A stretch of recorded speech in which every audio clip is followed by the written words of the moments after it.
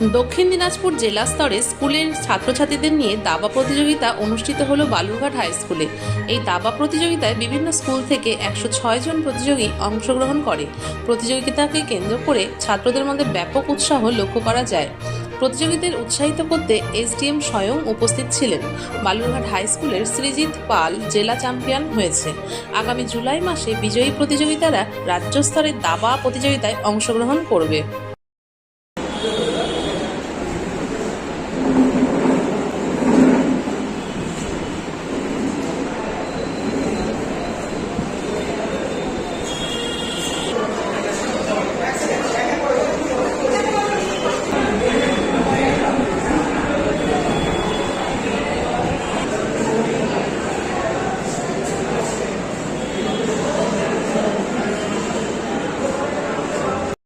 হচ্ছে দাবা খেলা প্রতিযোগিতা আছে, এটা কোন লেভেলে হচ্ছে আর কারা কারাই বা অংশগ্রহণ করছে এই সম্পর্কে আপনি বিস্তারিত বলুন।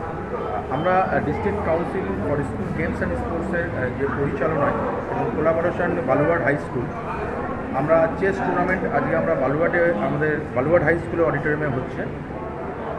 এখানে 14 বছরের বালক বালিকা এবং 17 বছরের বালক বালিকা এবং 19 বছরের বালক বালিকা অংশগ্রহণ করছে।